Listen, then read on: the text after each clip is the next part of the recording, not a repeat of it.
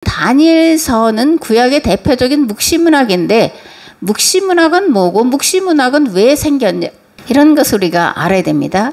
묵시라는 건 뭐냐면 비밀 언어로 기록됐다 그런 거예요. 그래서 이 묵시문학을 보면 꿈, 뭐 환상 이런 것들이 이제 종종 등장을 하고 있습니다.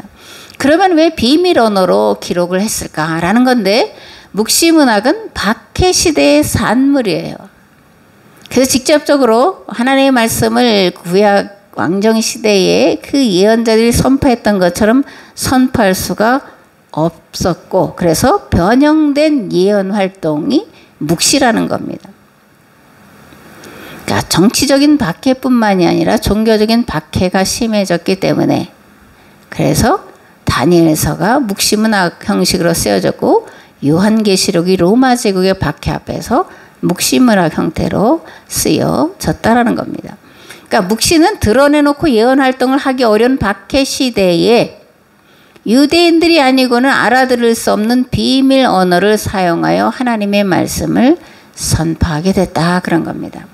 또한 묵시는 역사의 종말을 염두에 두고 그리고 심판을 선언하는데 여기서 역사의 종말이란 오늘 우리가 이해하고 세상 사람들이 이해하는 우주적인 종말을 말하는 것이 아니라는 것을 우리가 알아야 됩니다. 또 심판의 대상이 전 세계가 아니라 당시 유대인들을 종교적으로 박해하고 그리고 거기에 빌붙어서 덕을 보려는 자들에게 임할 재앙과 멸망을 선포하고 있다는 것을 우리가 알아야 됩니다. 반대로 박해를 견디는 사람에게는 소망을 주려는 목적으로 묵시가 활발하게 전개되었는데 다니엘서나 요한계시록의 짐승, 음녀, 바벨론 이런 표현들은 그 유대교와 유대인들을 박해하고 그리고 압박하는 세력들을 상징화해서 표현하고 있다라는 것을 알아야 됩니다. 아멘.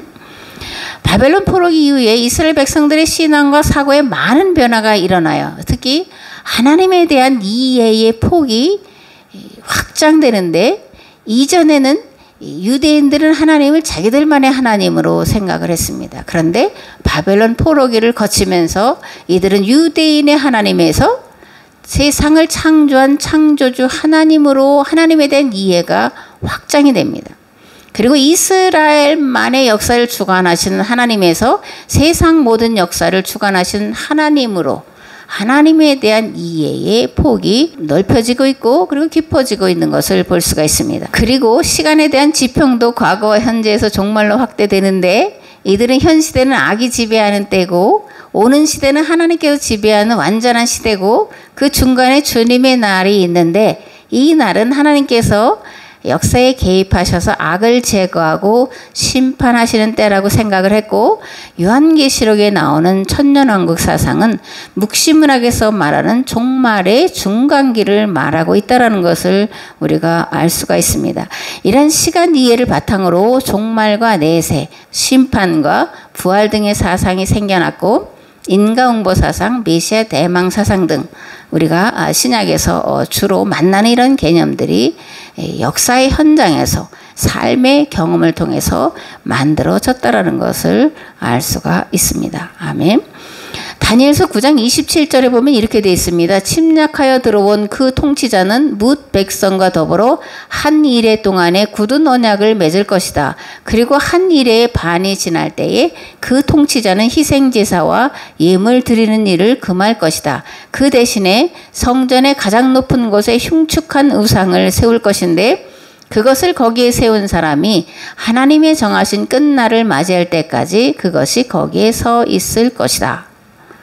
마태복음 24장에는 이렇게 되어 있습니다. 너희가 선지자 다니엘이 말한 바 멸망에 가증한 것이 거룩한 곳에 선 것을 보거든 읽는 자는 깨달을진저 그때 유대에 있는 자들은 산으로 도망할지어다. 아멘. 얼핏 생각하면 마지막 때를 말하는 것 같지만 그게 아니라는 얘기입니다. 헬라 제국에 대해서 헬라 제국의 멸망에 대해서 내다보고 하는 얘기고 그리고 마태복음은 로마 제국에서 예루살렘이 무너질 것에 대한 그런 심판을 예고하고 있는 말씀인 것을 우리가 알아야 됩니다. 그래서 다니엘서나 요한계시록을 통해서 종말의 때를 알려고 하는 모든 시도들은 잘못된 것이고, 종말의 때를 특정하는 모든 것들은 다 이단이라는 걸 알아야 돼요. 아무리 뭐 크고 작고 뭐 어쩌고저쩌고 하는 교회들일지라도 이 종말의 때를 특정한다 그런 건 이단이에요. 이단은 성경 전체를 다 잘못 해석하는 게 아닙니다. 이단이라는 뜻은 끝부분을 약간 변형시키는 거예요. 변질시키는 겁니다. 그게 이단이에요. 그러므로 이단은 함부로 우리가 이게 분별할 수 있다라고 생각해서는 안 돼요. 교묘하기 때문에 그렇습니다. 어쨌든 그런데 한 가지는 종말의 때를 특정하는 어떤 교단이든 어떤 교회든 어떤 목사든 다 이단이라는 것은 여러분들이 알고 있어야 됩니다. 왜냐하면 종말의 때는 오직 하나님만 아시는 때이기 때문에 그런 거예요. 그러면 종말의 때를 오직 하나님만 아신다라는 건 무슨 의미냐를 우리가 물어야 되는데, 그 말은 종말의 때는 정해진 때가 아니라는 겁니다. 예정되어 있는 때가 아니라는 거예요. 종말의 때는 하나님께서 일방적으로 정해놓은 것이 결코 아닙니다.